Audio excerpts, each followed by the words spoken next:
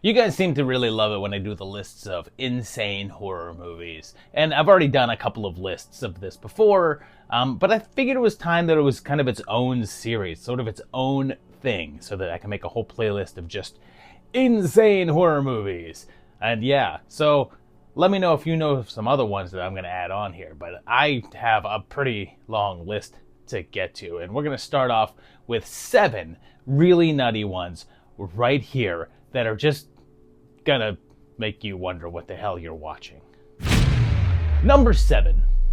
We're gonna start this one off about as weird as they come with 2019's Coco-di-Coco-da, a Swedish-Danish film.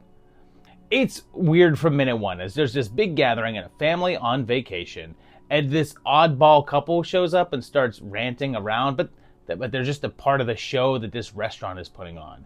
But there's a family that includes a little girl, and it's her birthday, and they give her a toy music box.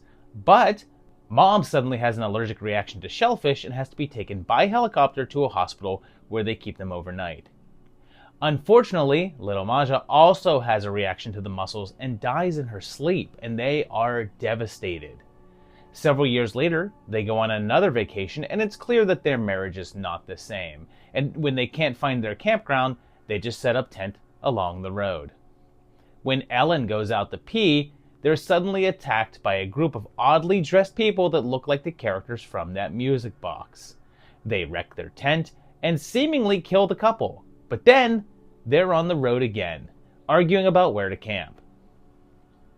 Ellen partially remembers the previous events and doesn't want to go back outside again, but the crew appears and strikes again, killing them for a second time.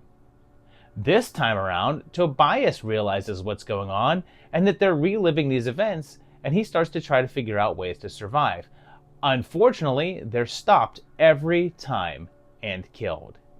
But things get even weirder when events are changed. Like, there's snow all over the ground, and their car is missing, and so is Tobias, which leads Ellen to an old shack where the troupe puts on a show for her, which I'm sure will explain everything that's going on and what all this means, right?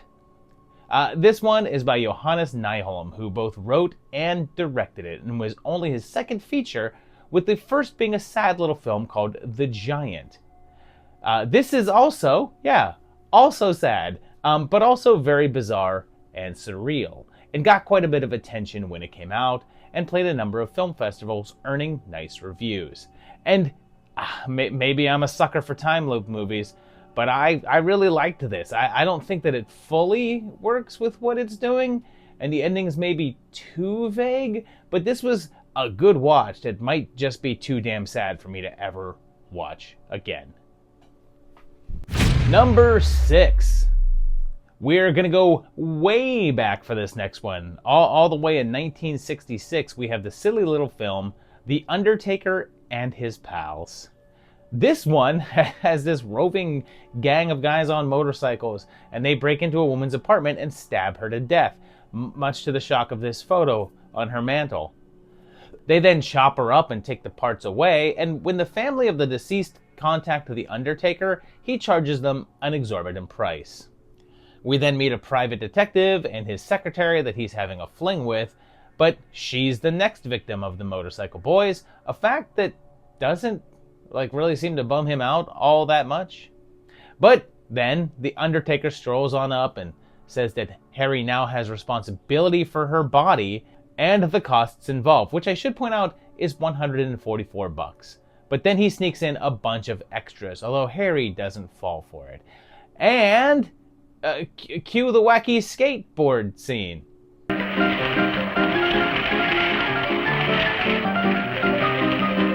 But then for some reason, when a couple of the dead bodies show up in the storeroom of the local diner, they just randomly decide to start serving them to customers.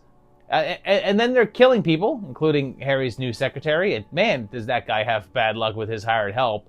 But what the hell is this movie? It jumps around from plot to plot with no sense of rhyme or reason, and it's only an hour long. It was a low-budget flick from writer-director T.L.P. Swicegood, and so far, that's a theme here. Both of the movies we've covered have had one person handling both duties. This was the only film that Swicegood would handle that job, though, although he is credited as a writer for 2 other things. And one of them is an episode of The Untouchables. It was controversial when it was released, though, because the original cut featured some scenes of actual operations from training videos for surgeons. This cut was considered too graphic for release, though, and was banned from several theaters. So they went back in and cut those scenes out, and there's no known versions that exist with those bits still included. And even if the main core of this story isn't that strange, even if it's somewhat surreal, it's when this one gets to the ending that everything just goes out the window. I have no idea what is happening in the last couple of minutes here, but it's pretty strange, and this is an okay and silly little bad movie. Number 5. Okay, let's check out a different breed of insane right now with 2006 Zombies by Design. It begins with a man showing off his new invention to a military official, and it's a whole-ass zombie. And bear with me, I guess they lured this man out there, and I think he's meant to be homeless because he has long hair and a beard, and he runs out there to grab alcohol, like a fish going for a worm, and the zombie eats him. And look at this top-notch practical effect. Like, this is definitely not a bald cap painted up with his real hair poking out underneath. Not at all. When they turn him down, he sicks the zombie on them because, you know, military officials just drive over to your house when you want to show them your new zombie invention. It's then 7 years later, and this lady is doing a home renovation show called Reanimated Houses that shows up to do the redo, and it's this hilarious animation. But then it turns out that the home is that of the mad scientist from the intro, and his wife set up the show thing as a surprise. And parts of the house are literally set up like a mad scientist lab from the 1950s. Like, how did his wife not notice this? They start their renovations as their throngs of adoring fans look on. And if you're wondering how many people you need to qualify as a throng, the answer is apparently 8. But if you change their positions from shot to shot, it looks like at least 10. They then do their thing. This wall's fake. It's a good thing that this person is a home renovation expert, because I'm not sure who else would have been able to figure out this well-hidden detail about the wall. But then all hell breaks loose when Lex unleashes his zombie horde with the intention of selling it off to the highest bidder. And this bit of wackiness is from David Wascavage, and I've covered another of his films in another of these lists with Fungicide, about the killer mushrooms. But he's most known as the guy who gave us the masterpiece that is Suburban Sasquatch. And this is not quite as silly as that one, but it's still pretty strange since it has a hobgoblin-style rake fight with a zombie. And I'm not sure if you're aware of this, but that's a distinct mark of quality. And yeah, this says it was made for $17,000. And there's a fair amount of production value here, beyond some silly body parts, since there's a part with a whole squad of policemen, so either that money was spent wisely, or Wascavage had some friends that owed favors. But if you're into backyard horror like me, you'll enjoy this. It's silly and strange and a lot of fun. Even if the damn beeping sound that the zombies made was always pitched way too loud and drove me insane.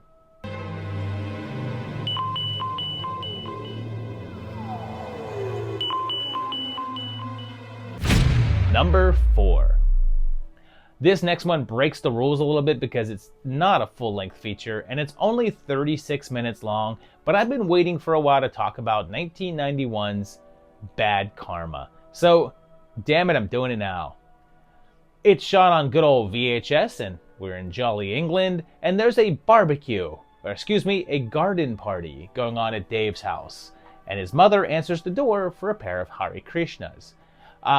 In case you're not familiar, the Hare Krishnas were a Hindu movement that gained a ton of popularity in the 70s and 80s, but waned in the latter decade. They would often hand out leaflets at airports and such as that, but led to a parody in a bunch of films like Airplane and even Dawn of the Dead. These ones aren't the real deal though, since they're also shape-shifting mutants with Wolverine-like claws and big bestial maws. And I love in low-budget horror flicks when you can have a character in a very blatant wig, because You know that something's going to happen to that character's head at some point in the near future, and sure enough, this corpse has the same hairstyle. Dave barely survives an attack, as does his girlfriend, but everyone else is murdered by the creatures. They decide to not go to the police, but instead seek out the help of their friend Anthony, who runs a local S&M club, but they're followed by the shapeshifters, who are trying to resurrect Kali Ma by killing 10 more of what they call vulnerables. But Anthony's crew are ready for them, and take a chainsaw to the posterior region of one of the Krishnas. There's also a hilarious bit where I assume that the actress playing Hannah had to leave and wasn't available for the shoot anymore because her character very suddenly is just like, oh, hey, I have to go, sorry, and then walks off camera and is very hastily killed off. The shifters then attack, and a big battle ensues with a bunch of delightful low-cost practical effects, including this lovely monster. But then things go insane when the cult's mortal enemies arrive, a gang of redneck hillbillies. And yeah, this is weird. Really weird and so much fun. It's another with a writer-director at the helm, and this is the second work of Alex Chandon, who would later go on to do a bunch of work with Cradle of Filth, including directing their film Cradle of Fear. This one will always have a special spot in my heart, since I used to trade VHS tapes with this guy in Texas, and one of the tapes he sent me had this on it, back to back with another one of Chandon's films called Drill Bit, and I just fell in love with its low-rent insanity. It got a bunch of underground attention and earned a reputation as being a cult classic, and it's just so much fun. And I'm surprised that we've never gotten a full-length version of it. The full thing is on YouTube, but it's also available in a higher grade form out there as well. Number 3. It's time to crank up the strangeness because now we're looking at 2006's Visions of Suffering. And buckle up for this one. It begins with a man wandering around in the woods in a series of surrealistic shots with a sepia tone while a hooded figure bats at something in the trees. And this goes on for like a while before it's revealed to be a dream. But the man believes them to be more than that and says that they're real. He tries to determine what they are and figures out that they only happen when it rains, but they intensify and now include a man chained to a tree, skeletons, and this creepy hooded figure on the prowl. But then, the real world isn't all sane either, since his phone is always ringing and a strange man appears to fix it and says that he knows what the dreams are. It says that if you die in your sleep while it's raining, you stay in the dream realm forever.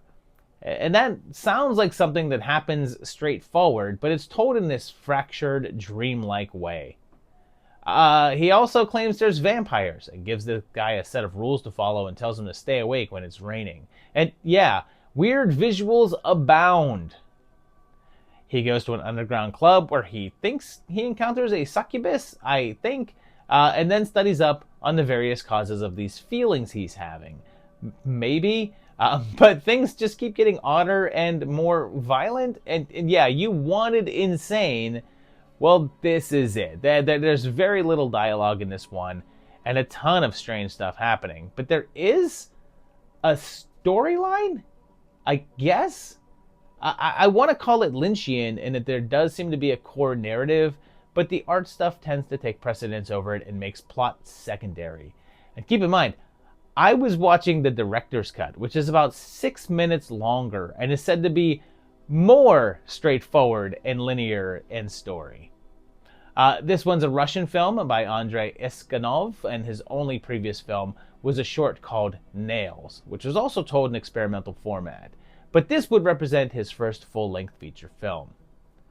There's also apparently an 85-minute final director's cut that is said to be Iskanov's preferred and final word on the film, and even though I didn't watch that version, I'd probably say that's the better one to go with, because even though I think that this is a cool and interesting watch, it's 2 hours long, so it feels like it's drawn out a bit much.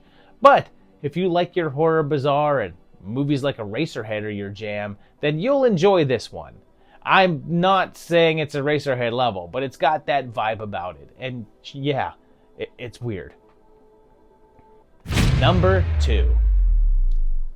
This next one is another film that I've been trying to find a way to talk about for a while, and it's 2003's Despiser. And this one is wacky for different reasons. As we start, we see that it's shot on that super crisp video that I think everyone thought was extinct in 2003, but here it is, looking like your cousin's home videos.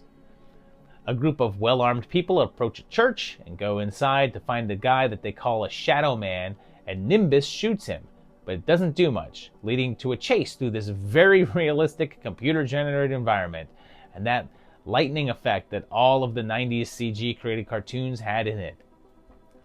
We then meet Gordon, a graphic artist who gets fired from his job, but he's also evicted from his house, and his girlfriend breaks up with him. So he's having a great day. But then it gets worse when he gets into a car wreck and finds himself transported somewhere else, where he's immediately attacked by those strange figures from the intro. He's rescued by a hilarious CG car and Mr. Nimbus causing an explosion, and it's as magical as you're imagining. He's told that he's in purgatory, and there's a big chase scene all done with low-rent computer graphics. Gordon meets the crew fighting for the forces of good there, and they're all stuck with the only way out of that world being death. They say that the realm is ruled by a thing called the Despiser, and encounters some odd creatures, but things get weirder when he's revived and returns to Earth, thinking it's all a dream. But then things still haunt him as he sees pictures bleeding and talking trolls that stick with him and constantly tell him he's going to die. And Gordon realizes that the only way to stop the forces from attacking him in the real world is to get back to purgatory, and the only way to do that is to almost die again in order to take down the Despiser. And this one is crazy because sure, it's full of silly stuff, but it's way more insane for the way that it was shot. This movie has the ambition of a multi-million-dollar project, and yet probably cost around $50,000 or so. I'm not even sure that it's that much, to be honest, but it's doing as much as is humanly possible with what little money they had. So everything has this really odd video game look about it, with these shiny, glossy SOV people walking around, and yeah, not many movies look like this. Plus, it's weird because it's doing the whole heaven, hell, and purgatory thing, but it's also aliens. It's also a ton of fun, and I have to give them credit for really going for it with the resources available, and I think that more people should see and talk about this weird little gem. Number 1. Okay, our top movie this time around is one that I mentioned in the last go-around, and I figured I just had to cover here, and it's 1982's Cafe Flesh. So, this gives us an opening text that tells us the world has been destroyed and that whatever happened has sterilized the population. 99% of everyone is what's called sex negatives, and the mere touch can make a person violently ill. However, 1% of people are still able to touch and are then forced to perform in sex cafes for the pleasure of the negatives, who are only able to watch. We're in a particular club called Cafe Flesh, and it has an oddball MC who introduces the actions. And we get our look at the festivities that are going on, and yes, I should warn you, this is a fully X-rated film, and there is hardcore sex involved. But, and this is a very big but, the sex scenes are all done like this. There's a bored housewife, and there's 3 grown men in makeup pretending to be babies, and in high chairs with bones in their hands. Then the milkman arrives, and for some reason he's also a rat with a rat face and rat tail, and he gets down with the wife. And if you're looking to be turned on, this probably isn't going to do it. We're then introduced to a young negative couple that are in the audience, and one of them might look familiar because it's Michelle Bauer before her break into mainstream horror films and when she was an adult star going by the name P.S. Snow. Everyone is talking about the arrival of a big positive star named Johnny Rico, and also a new young girl named Angel shows up, fascinated by the shows. Speaking of those, the next performance is a woman in an office in what looks like an oil field, and she's on the phone while a man wearing a pencil head and suit dances around, and then they do the deed, all while a nearly nude woman pretends to type and repeats, Do you want me to type a memo? I should also point out that each of the actual sex scenes lasts for about 2 minutes each. Nick and Lana continually try to initiate contact with each other to no avail, but soon it's revealed that Lana is actually secretly sex positive and only fakes being negative to avoid being forced to perform and cheating on Nick. But will she be able to resist the temptation of the famous Johnny Rico? And yeah, man, this is weird, but it's also actually really good. This is by a guy named Rince Dream, which was the porn name for director Steven Siadian, and also made Dr. Caligari, which I featured in the last collection of Insane Flicks. It was also written by Jerry Stahl, subject of the book and movie Permanent Midnight, and writer of Bad Boys 2.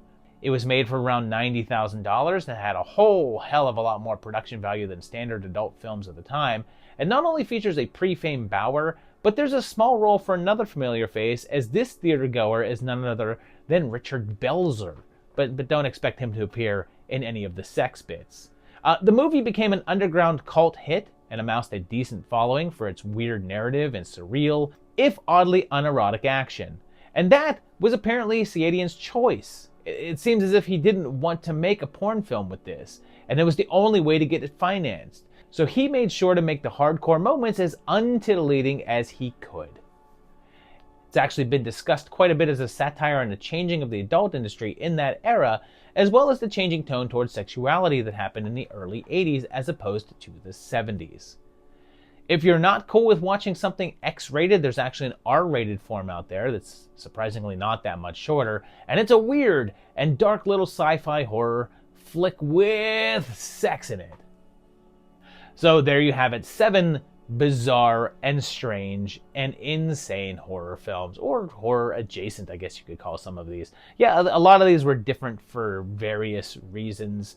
Some more weird, some were more just unusually told, but I kind of enjoyed, I think, all of these. These were all pretty good watches. I was pretty happy with watching them. They're strange and bizarre and a good time.